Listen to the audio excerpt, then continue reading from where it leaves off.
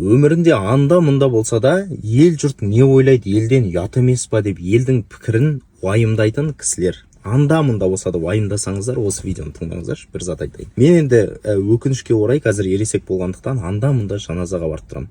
Сол жаназада ана қайтыс болған кісіні қойған сәттен бастап, бір 2-3 минуттан кейін кейбір кісілер өздері бөлек жиналып алады да, что-там не жаңалық болып жатыр, жұмыста не болып жатыр деп өзінің өмірлік тірліктерін талқылап кетеді. Кейбіреулер тіпті ана жақта қалжыңдасып жатады. Бір Құран оқиды да күріш жейді, бір-екі ауыз сен туралы жақсы сөз айтады да болды, тарайды. Ары қарай сенің ең жақын адамдарың мүмкін 1 ай, 2 ай, мүмкін 1 жыл сені еске алып жүреді.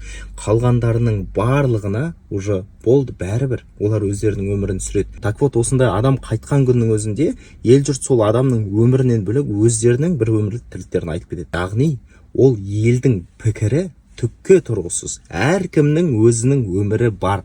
Сенің өмірің сенікі, менің өмірім менікі.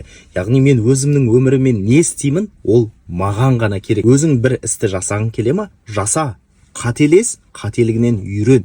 Өзіңнің өмір, ешкім өмірде екінші рет сүріп жатқан жоқ. Сондықтан біреудің пікірі мынандай болады-ау деген ғана оймен өзіміздің жақсы өмірге кедергі келтірудің қажеті жоқ деп ойлаймын.